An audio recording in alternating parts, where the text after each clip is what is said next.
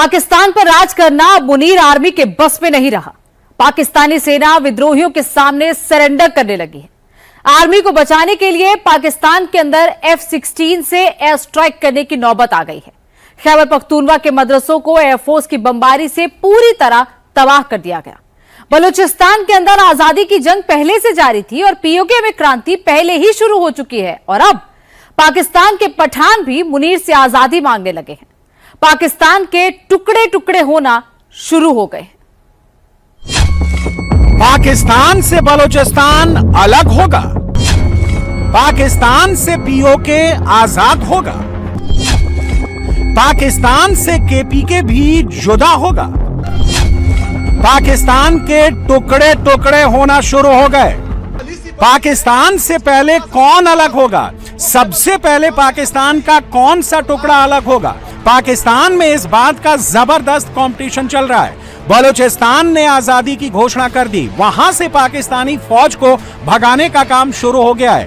PoK में आजादी वाली क्रांति अब खून खराबे पर उतर आई है और अब खैबर पख्तूनख्वा भी पाकिस्तान से अलग होने के लिए अड़ गया है, लड़ गया है। आसिम मुनीर ने पाकिस्तान में ऐसी आग लगाई है जो पाकिस्तान के कोने कोने को राख कर देगी। इस वक्त 3 बड़े हिस्से पाकिस्तान से अलग होने के लिए भिड़ गए हैं।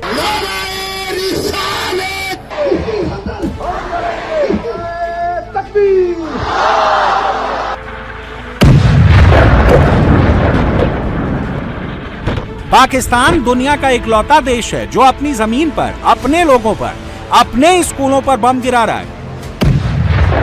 पाकिस्तान के अंदर मुनीर एयर स्ट्राइक कर रहा है।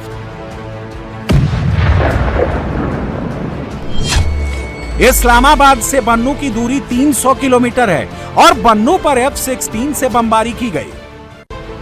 पाकिस्तान की आर्मी इतनी कमजोर है, पाकिस्तान के सैनिक इतने डरे हुए हैं कि पाकिस्तानी एयरफोर्स को अपनी जमीन पर बम गिराने पड़े। पाकिस्तान के हालात इतने नाजुक हैं, पाकिस्तान में विद्रोह इतना बढ़ गया है, उसको कंट्रोल करना पाकिस्तानी आर्मी के बस में नहीं रहा।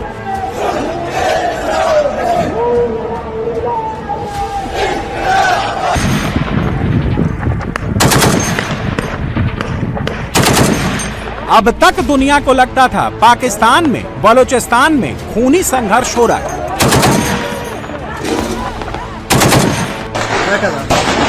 पीओके में आजादी की जंग चल रही है, लेकिन इस वक्त सबसे ज्यादा आग पाकिस्तान के खैबर पख्तूनख्वा में लगी है।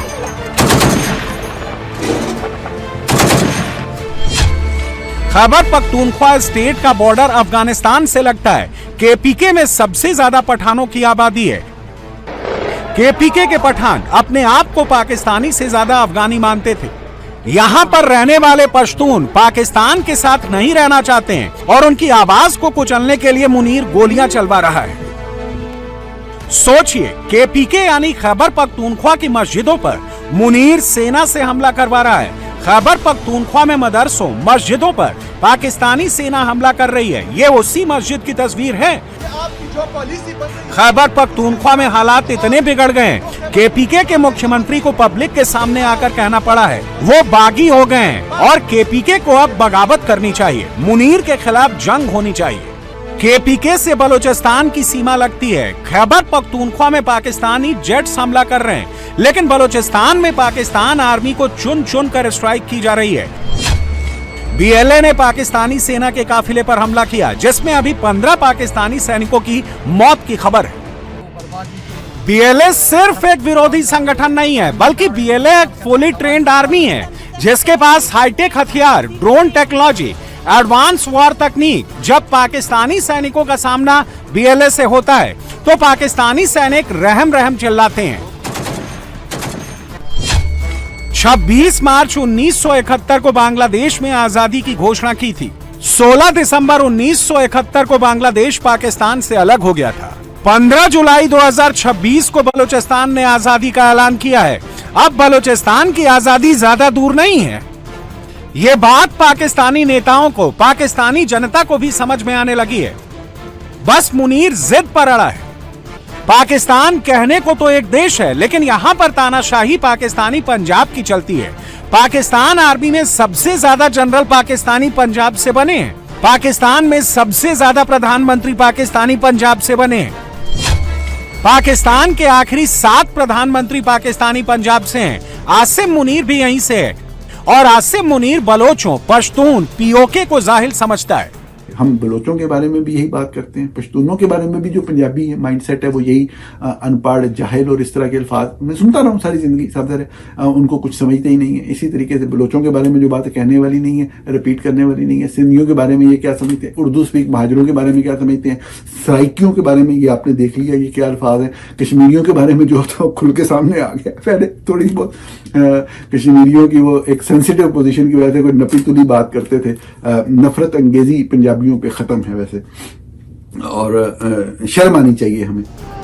बलोचिस्तान में जो हो रहा है उसका असर सबसे ज्यादा पीओके पर पड़ रहा है। पीओके जानता है आंदोलन या धरने से उनको ना हक मिलेगा ना आजादी मिलेगी, इसलिए वो बलोचों से जंग लड़ना सीख रहे हैं। गोलियां मारी हैं, कितनी मारी है। सफेद झंडे लहराए हुए हैं उन्होंने बलोच में, सफेद झंडे।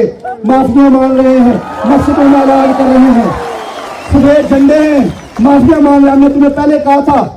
हमने तुम्हें पहले कहा था कि मामलात जो हैं ये खुशअस्लूबी से हल करो, मामलात जो हैं लोगों की राय का एहतराम करो। फौजी जर्नैलों का, करनैलों का कोई काम नहीं है कि वो आवाम की हुकूमत चलाएं, उनका कोई काम नहीं है कि वो इलेक्शन करवाएं, उनका कोई काम नहीं है कि वो लोगों के ऊपर जबर मुसल्लत करें। पीओके में पाकिस्तानी सेना को दौड़ाना शुरू कर दिया है। पीओके से पाकिस्तानी सेना ने भागना शुरू कर दिया है। आसिम मुनीर रावलाकोट का चक्रव्यूह तोड़ना चाहता है, आंदोलन वाली जगह पर सेना को भेजना चाहता है, लेकिन पीओके वाले अड़ गए हैं, डट गए हैं। वो आज रात से बलोच के मुकाम पे जब रेंजर ने वहां से आना शुरू किया और आपकी हिफाजत के लिए वहां पर जो दोस्त मौजूद थे वो बड़ी तादाद में शहीद हो चुके हैं, लेकिन अभी तक बैठक से आगे और रेंजर को नहीं आने दिया है।